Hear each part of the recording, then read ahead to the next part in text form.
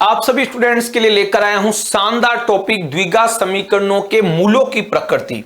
प्यारे स्टूडेंट, कोई भी द्विघात समीकरण आपको दिया हो तो उसके मूलों की प्रकृति नहीं, किस तरह के उसके मूल होंगे, मूल वास्तविक होंगे, वास्तविक और समान होंगे या मूलों का अस्तित्व नहीं होगा, जो भी होंगे प्यारे स्टूडेंट मूलों की प्रकृति हम तुरंत प्रभाव से बता पाएंगे इस वीडियो में।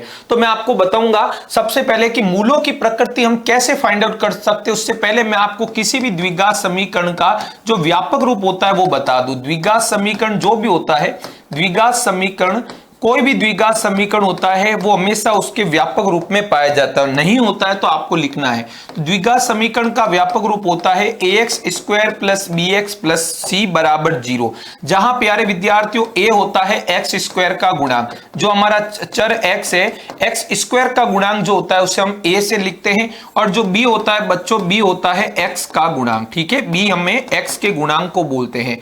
और स्टूडेंट c होता है हमारे पास अचर पद, जो भी असंख्या होती है जिसके x का कोई पद नहीं है वो हमारे लिए अचर पद होता है। तो ये तीनों a b और c, आपको कोई भी क्वेश्चन दिया हो उसमें आपको जानना जरूरी है कि a b और c क्या है।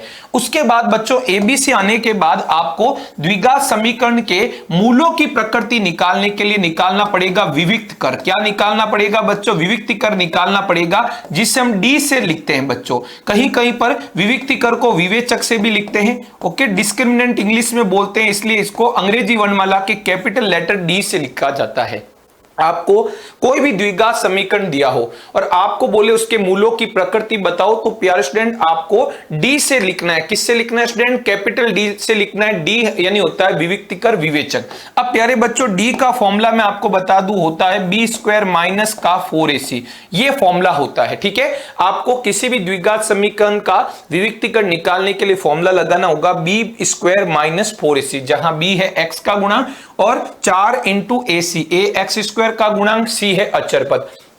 अब जो ये d है प्यारे विद्यार्थी, ये d का जब आप मान निकालोगे इस सूत्र से, तो d के तीन तरह के मान स्टूडेंट्स पॉसिबल है। देखो d का मान पॉजिटिव भी आ सकता है, यानी धनात्मक 0 से बड़ा कोई भी संख्या। d का मान प्यारे बच्चों 0 भी आ सकता है, और d का मान 0 से छोटी संख्या भी आ सकती है। यानी आपके सवाल में जो भी द्विघात समीकरण दिया है, द्विघात समीकरण का जो विविक्तिकर है वो धनात्मक संख्या यानी 0 से बड़ी संख्या आ सकती है, 0 भी आ सकती है, और 0 से छोटी संख्या यानी ऋणात्मक भी आ सकती है। अब इससे होगा क्या बच्चों? देखो, जब प्यारे स्टूडेंट d का मान 0 से बड़ा हो, ठीक है, जब d का मान 0 से बड़ा हो, d का मान यानी b स्क्वायर, आप ऐसे भी लिख सकते हो d का मान 0 से बड़ा, यानी कहने का मतलब है b स्क्वायर माइनस 4ac।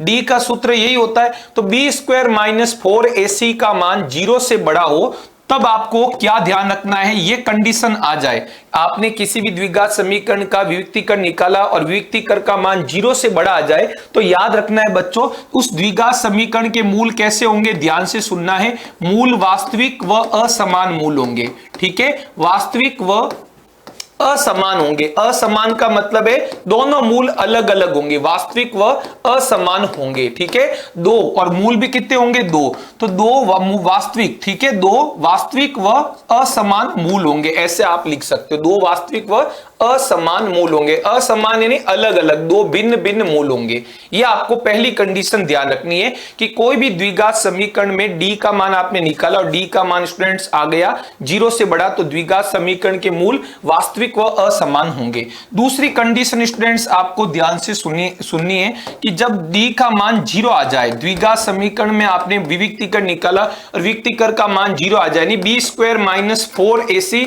उसका मान आपके पास 0 आ जाए, तो आपको लिखना है बच्चों 2 वास्तविक। ठीक है, दोनों मूल वास्तविक होंगे, 2 वास्तविक व समान मूल होंगे। 2 वास्तविक व कैसे मूल होंगे? समान मूल होंगे। दोनों मूल बराबर आएंगे, अलग अलग नहीं होंगे। अभी मैं इन पर आधारित क्वेश्चन भी आपको करवाऊंगा और स्टूडेंट्स आपको भी दूंगा, आप लोग भी जरूर कीजिएगा। यहां तक आपको अच्छे से बात समझ में आ गई होगी।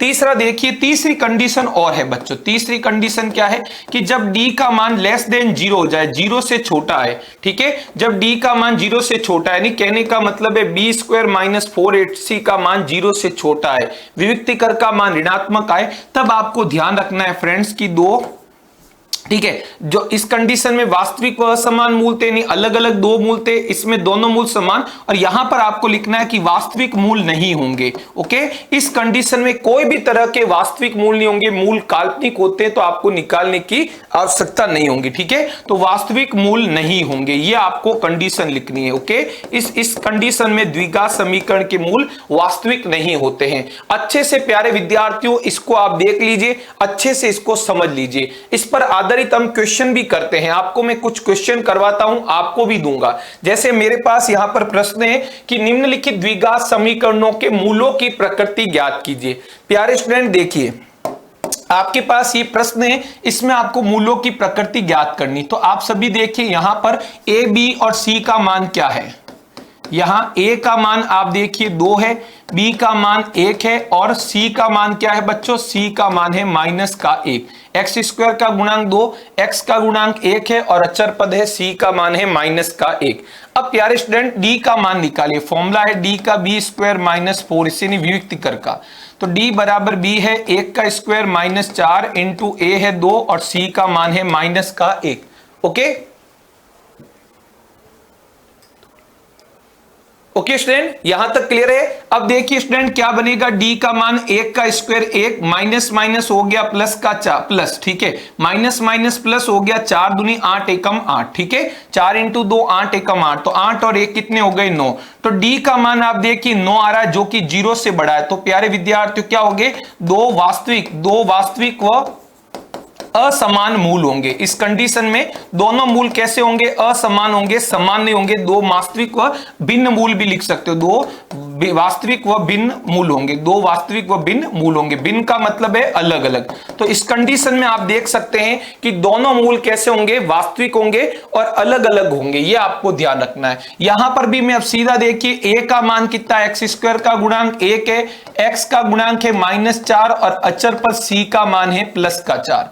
अब डी का फॉर्मूला होता है बी स्क्वायर माइनस का 4ac। ओके, तो वैल्यू पुट करिए, बी है -4 तो उसका स्क्वायर, -4 इंटू ए है 1, सी का मान है 4, तो डी बराबर होगा -4 का स्क्वायर स्टूडेंट्स हो गया प्लस का 16, फिर -4 है, ठीक है, माइनस की जगह -4 एकम 4 चौक 16, तो 16 में से 16 गए तो स्टूडेंट्स आ गया 0।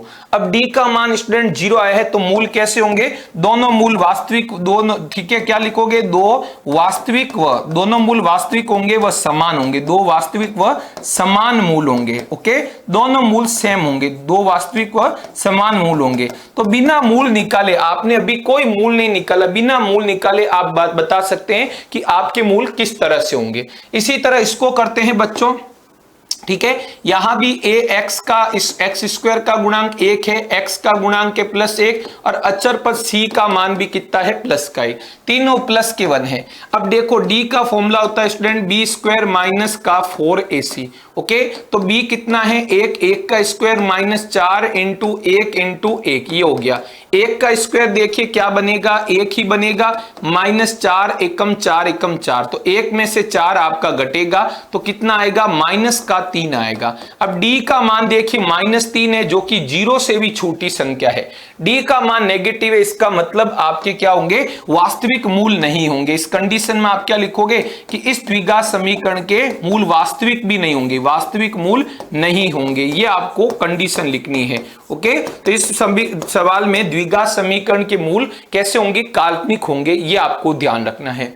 प्यारे बच्चों, ये 3 क्वेश्चन मैं आपको दे रहा हूं, मैं इनकी हिंट दूंगा, बिल्कुल डरना मत स्टूडेंट। आपको कमेंट्स के अंदर इस प्रश्न, इन तीनों प्रश्नों के जवाब जरूर देना है। आगामी दिनों में मैं इन तीनों के जवाब भी आपको बताऊंगा, तो आप लोग जरूर ट्राई कीजिएगा। मैं आइडिया दे देता हूं, इसके अंदर देखो एक्स स्क्वायर का गुणांक है √3, ए और एक्स का गुणांक है 2√2 और अचर पद है -2√3। इजीली सॉल्व करना है, रूट वाली संख्याओं से डरना नहीं, गुणा करके कमेंट में डालना उत्तर। इसमें इन दोनों का गुणा करना है। देखो द्विघात समीकरण नहीं दिख रहा है डायरेक्टली, इन दोनों रेखिक बहुपदों को गुणा करोगे तो द्विघात समीकरण आ जाएगा।